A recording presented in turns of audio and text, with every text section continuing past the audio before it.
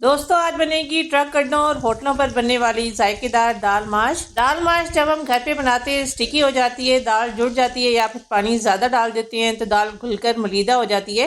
लेकिन आज मैं आपको बताऊंगी खिली खिली होटल जैसी जायकेदार दाल माश घर पर कैसे बनती है। चलिए देखते हैं। बिस्मिल्लाहिर्रहमानिर्रहीम। अस्सलाम वालेकुम, मैं हूँ इरम कुकिंग बाइट्स में आपको वेलकम करती हूँ। कैसी है मेरी यूट्यूब फैमिली? उम्मीद है कि सब ठीक होंगे। सबसे पहले 2 कप उड़द की दाल लेंगे, यानी दाल माश। दाल को अच्छी तरह से वॉश करने के बाद 2 घंटे के लिए भिगोएंगे। दाल अच्छी तरह से भीगी और सॉफ्ट होनी चाहिए। दाल को बॉईल करने के लिए 3 गिलास पानी लेकर इसमें शामिल करेंगे हाफ टेबल स्पून नमक।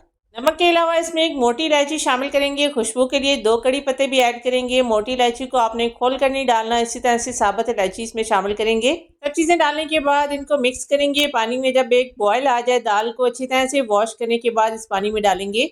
ठंडे पानी में आपने दाल को ऐड नहीं करना। पानी जब अच्छी तरह से बॉयल हो जाए तभी इसमें दाल डालकर इसको बॉयल करेंगे। मीडियम टू हाई फ्लेम पर दाल को 10 से 12 मिनट तक कुक करेंगे। दाल को आपने इतना बॉयल करना है कि ये 80% तक डन हो जाए। दाल को आपने फुली कुक नहीं करना। कुछ ही देर में दाल में पहला बॉयल आ चुका है और इस तरह से दाल के ऊपर झाग आनी शुरू होगी। इसको आपने रिमूव करना है। दाल के ऊपर ये जो झाग है इसको रिमूव करने से दाल के अंदर जो स्मेल होती है वो भी दूर हो जाती है।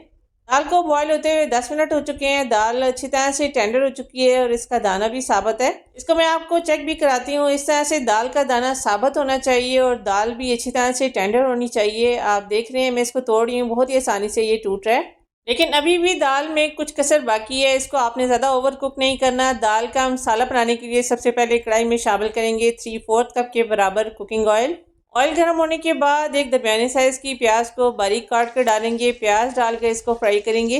प्याज को आपने ज़्यादा डार्क नहीं करना, लाइट गोल्डन कलर आने तक प्याज को फ्राई करेंगे। प्याज कच्ची नहीं होनी चाहिए। प्याज पर जब इस तरह से लाइट हल्का गोल्डन कलर आने लगे इसमें शामिल करेंगे 2 टेबल स्पून लहसुन अदरक का पेस्ट। लहसुन अदरक को भी कुछ देर फ्राई करेंगे। लहसुन अदरक जब अच्छी तरह से फ्राई हो जाए, स्मेल इनकी दूर हो जाए, फ्लेम स्लो करके इसमें कुछ स्पाइसेस डालेंगे।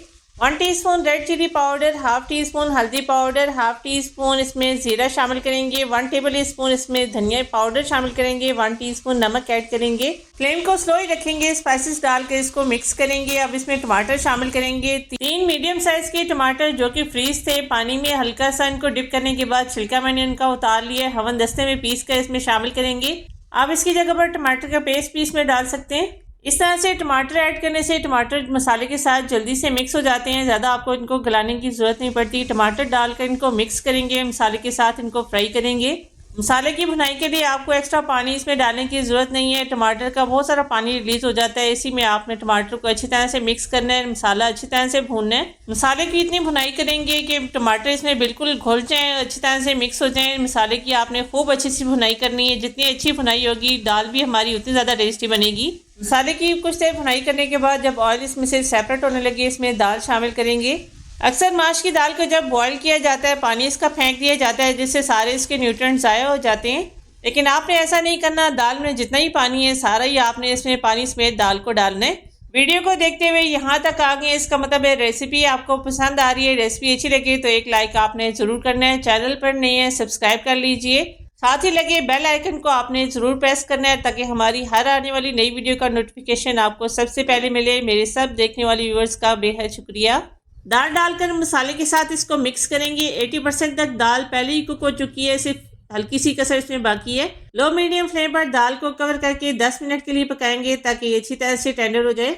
माशाल्लाह दाल भी 10 मिनट में अच्छी तरह से टेंडर हो चुकी है और दाना भी इसका साबुत है। ना ये घुलेगी ना घुलकर मरीदा होगी। बस जितना पानी मैंने आपको बताया था उतना ही आपने इसमें डालना है। सेम मेजरमेंट और टिप्स का अगर आप ख्याल करेंगी इंशाल्लाह खिली खिली जायकेदार होटल वाली दाल बनेगी इंशाल्लाह ताला। अभी कड़ी पत्ता और मोटी इलायची जो हमने खुशबू के लिए ऐड की थी सारा किस्म का दाल में निकल आया, इनको निकाल कर डिस्कार्ड करेंगे। अभी स्टेज पर इसमें शामिल करेंगे 1/4 टेबल स्पून ताज़ा पिसी हुई काली मिर्चें। 1/4 टेबल स्पून इसमें गरम मसाला पाउडर भी शामिल करेंगे जिसमें जायफल और जावित्री सब शामिल हैं। ताज़ा पीस कर आपने काली मिर्चें इसमें ऐड करनी है तो जायका इंशाल्लाह नेक्स्ट लेवल पर होगा। काली मिर्च का पाउडर और गरम मसाला डालने के बाद इनको अच्छी तरह से मिक्स करेंगे। 5 मिनट के लिए कवर करेंगे। 5 मिनट का दाल को दम लगाएंगे। दूसरी तरफ दाल माश को तड़का लगाने के लिए पैन में शामिल करेंगे 1 table spoon butter. 2 table spoon इसमें घी भी शामिल करेंगे। घी की जगह आप देसी घी हो तो वो भी इसमें ऐड कर सकते हैं। घी डालकर इन दोनों चीज़ों को मेल्ट करेंगे। जब घी अच्छी तरह से गर्म हो जाए इसमें शामिल करेंगे 1/2 टेबल स्पून साबुत सफ़ेद जीरा। जीरा डालकर स्लो फ्लेम पर हल्का सा इसको फ्राई करेंगे। फ्राई करते हुए जब जीरे की खुशबू आने लगे स्लो फ्लेम पर इसमें शामिल करेंगे 4 से 5 साबुत गोल लाल मिर्चें। 1 इंच का अदरक का टुकड़ा लंबाई में काट कर डालेंगे। 4 से 5 इसमें हरी मिर्चें भी ऐड करेंगे। सारी चीज़ें डालकर स्लो फ्लेम पर इनको हल्का सा रोस्ट करेंगे। फ्लेम को आपने स्लो रखना है, मिर्चों को आपने जलाना नहीं है, इस बात का आपने ख्याल रखना है। फ्राई करते हुए जब हरी मिर्चों का कलर थोड़ा सा चेंज होने लगे इसमें शामिल करेंगे 1/2 टेबल स्पून पेपरिका पाउडर यानी कश्मीरी लाल मिर्च। पेपरिका पाउडर की जगह आप इसमें पिसी हुई लाल मिर्चें भी शामिल कर सकते हैं। लाल मिर्चें डालने के बाद फ्लेम को बंद करेंगे, हल्का सा इसको मिक्स करेंगे। अब ये गर्मा गर्म तड़का जब माश की दाल के ऊपर लगाएंगे दाल के टेस्ट को चार चांद लग जाएंगे। ढाबा स्टाइल बड़े बड़े होटलों पर दाल माश इसी तरीके से बनाई जाती है। होटल जैसी मज़ेदार जायकेदार दाल माश आप भी ट्राई ज़रूर कीजिएगा। कमेंट करके मुझे बताइएगा कि दाल आपसे कैसी बनी।